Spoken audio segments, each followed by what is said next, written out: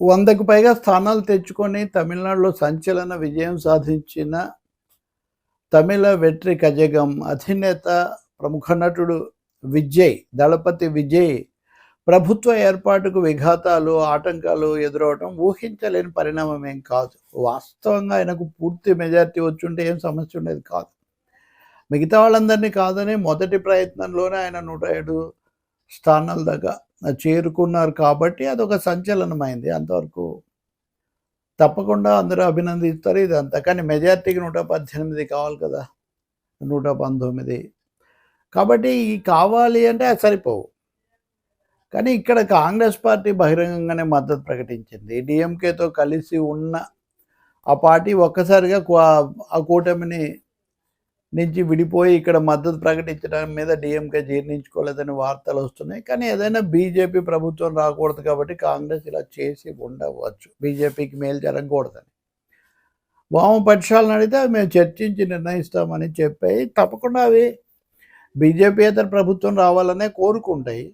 కానీ అదే సమయంలో బీజేపీ పట్ల విజయ్ వైఖరి ఏంటనేది స్పష్టత కావాలని కూడా అవి కోరే అవకాశం ఉంది. ఆయన ఏదో ఒక భాషలో ఆ స్పష్టత ఇవ్వచ్చు. దీనికి కొంత సమయం పడుతుంది. ఇంకొన్ని ఇతర చిన్న పార్టీలు ఉన్నాయి. కానీ ఈ కారణం చూపించి తమిళనాడు గవర్నర్ అక్లేకర్ రేపు విజయ్ పెట్టుకున్నటువంటి ప్రమాణ స్వీకారానికి ఆటంకం కల్పించాల్సిన అవసరం ఉందా అనేది పెద్ద ప్రశ్న. ఎందుకంటే పూర్తి మెజారిటీ ఉండాలి. మెజారిటీ ఉందా లేదా అనేది శాసనసభ వేదిక మీద తేలాలి అని ఎస్ఆర్ బొమ్మాయి కేసులో సుప్రీంకోర్టు చెప్పింది. తర్వాత కూడా చాలాసార్లు చెప్తూ వచ్చింది. గవర్నర్ కాదు ఇక్కడ తీర్పరి నిర్ణేత అని. కాకపోతే గవర్నర్ సంతృప్తి చెందాలి అని అంతవరకు ఉంది. సంతృప్తి చెందడం అంటే దాదాపు కాంగ్రెస్ మద్దతు తర్వాత 110 స్థానాలు విజయ్ చూపిస్తున్నారు. 110 స్థానాలు చూపించినప్పుడు కొరత ఇంక 8-10 స్థానాలే కాబట్టి వాళ్ళు గవర్నర్ అవకాశం ఇవ్వచ్చు. పైగా ఇంకెవరికి ఇస్తారు? సర్కారియా కమిషన్ కొన్ని కొలబద్దలు పెట్టింది. సుప్రీంకోర్టు కూడా చెప్పింది, ఒకటి పూర్తి మెజారిటీతో గెలిచిన పార్టీ, లేకపోతే ఎన్నికల ముందు ఏర్పడిన కూటమి, లేకపోతే ఎన్నికల తర్వాత ఒక అవగాహనతో ఏర్పడిన కూటమి. ఈ ఆర్డర్లో, ఈ క్రమంలో అవకాశం ఇస్తూ వెళ్ళాలి అని ఈ తీర్పులన్నింటిలో ఉంది. మరి అటువంటిప్పుడు ఇప్పుడు దాదాపు 110 స్థానాలతో ఉన్నారు. ఇతరులు మద్దతు తెలిపే అవకాశం ఉండొచ్చు. ఒకవేళ తెలపకుండా సభ నుంచి బయటికి వెళ్ళటం లాంటివి చేసినా, తటస్థంగా ఉండిపోయినా ఆయన ప్రభుత్వం ఆధిక్యత నిరూపించుకుంటున్నట్టు అవుతుంది. కాబట్టి విజయ్కి మొదటి అవకాశం ఇవ్వడానికి గవర్నర్ ఆటంకాలు కల్పించడం మటుకు ఎంత మాత్రం సమర్థనీయం కాదు. కాంగ్రెస్ పార్టీ మద్దతు ప్రకటించడంలో తొందరపాటు ఉందనేది ఒకటైతే, కాంగ్రెస్ మద్దతు ప్రకటించింది కాబట్టి మీరు కాంగ్రెస్తో కలిశారు మాతో రాలేదు అని బీజేపీ అలిగి గవర్నర్ ద్వారా ఆటంకాలు కల్పిస్తే అది తప్పకుండా ప్రజల తీర్పును అవమానించడం అవుతుంది. సమాఖ్యతత్వానికి విరుద్ధం కూడా అవుతుంది. చాలా సందర్భాల్లో డిఎంకే ప్రభుత్వాన్నే అప్పుడు గవర్నర్ రవి ఎన్ని తిప్పలు పెట్టడం మనం చూసాం. ఇప్పుడు అసలు ప్రభుత్వం ఏర్పాటు దశలోనే ఆటంకాలు కల్పించడం అంటే అర్థం ఏముంటుంది? రేపు మీరు గడువు ఇవ్వండి, వారం రోజులు 5 రోజులు ఇవ్వండి, నిరూపించుకోలేదు అప్పుడే మీరు మళ్ళీ రద్దు చేయండి, ఎవరు కాదంటారు? ఇదివరకు రాజ్యాంగ స్ఫూర్తిగాని తీర్పులు అవన్నీ చెప్తున్నమాట అదే కదా. ఇంకొక విచిత్రమైన కథ, డిఎంకే కలిసి ప్రభుత్వాన్ని ఏర్పాటు చేస్తాయని. నిజంగా ఇది ఒక ప్రమాదం అనండి, అవకాశం అనండి. ఎందుకంటే ద్రావిడ భావజాలం, ద్రావిడ పార్టీల గుత్తాధిపత్యాన్ని విజయ్ ఛేదించాడు అన్న ఒకటి వాటికి ఉండే అవకాశం ఉంది. అవకాశం లేకుండా మొగలుని తుంచేయాలని భావించవచ్చు. కానీ ఆగర్భ శత్రువులాగా పోటాడుకుంటున్న ఈ 2 పార్టీలు ఎన్నికల్లో పూర్తిగా తలపడి ఇప్పుడు కృత్రిమంగా కలిస్తే స్థిరమైన ప్రభుత్వం ఏర్పడుతుందనే ప్రశ్న ఉంటుంది. ఇంకా మూడోది, మరి డిఎంకే నుంచి కాంగ్రెస్ వెళ్ళటం పొరపాటు అయితే డిఎంకే వెళ్ళి డిఎంకేతో కలవటం అది కూడా అంతే అవుతుంది కదా.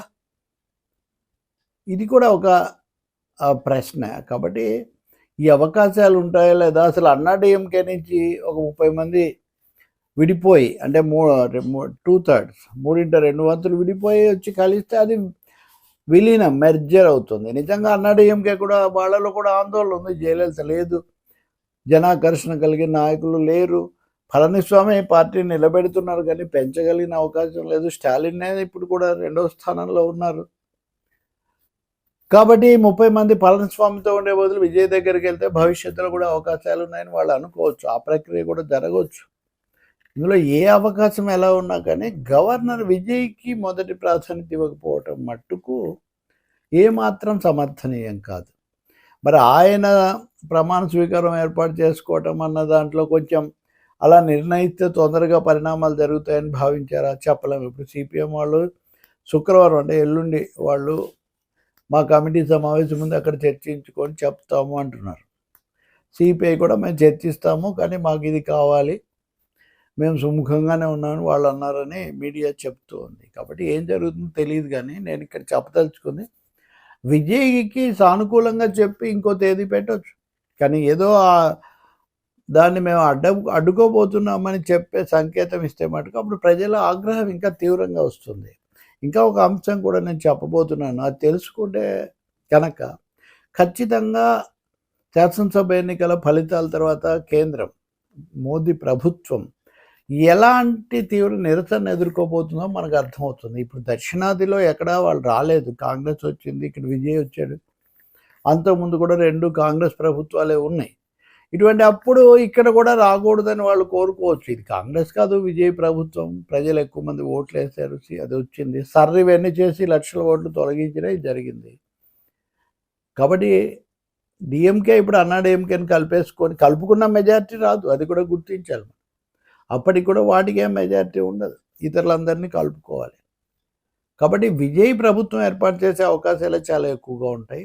దానికి ముందు ఆయన లోబరుచుకోవాలి అని కేంద్రం భావిస్తే మాత్రం దానికోసం ఇవన్నీ చేస్తే అది చాలా తప్పు అవుతుంది. ప్రజల తీర్పు యొక్క స్పిరిట్ను కాపాడాల్సిన బాధ్యత మటుకు రాజ్యాంగ ప్రతినిధిగా ఉన్న గవర్నర్ మీద ఉంటుంది. దానికి భిన్నంగా ఒక సైంధవ పాత్ర, విఘాతం కలిగించే పాత్ర నిర్వహిస్తే తప్పకుండా దానికి మూల్యం. ఉదాహరణకు ఎంజి రామచంద్రన్ను 1977లో గెలిచాడు, కానీ లోక్సభ ఎన్నికల్లో అంటే ఇందిరాగాంధీ తిరిగి వచ్చినప్పుడు ఆయన వ్యతిరేకంగా నిలబడ్డారు, ఓడిపోయారు. కాబట్టి ఆ ప్రభుత్వాన్ని రద్దు చేసినారు ఇందిరాగాంధీ. కానీ 80లో ఆయన మళ్ళీ థంపింగ్ మెజార్టీతో బ్రహ్మాండంగా వచ్చి మరింత బలోపేతమయ్యారు. అలాంటి పొరపాటు చేస్తే కనుక మోదీకి కూడా అలాంటి ఫలితమే ఎదురవుతుంది.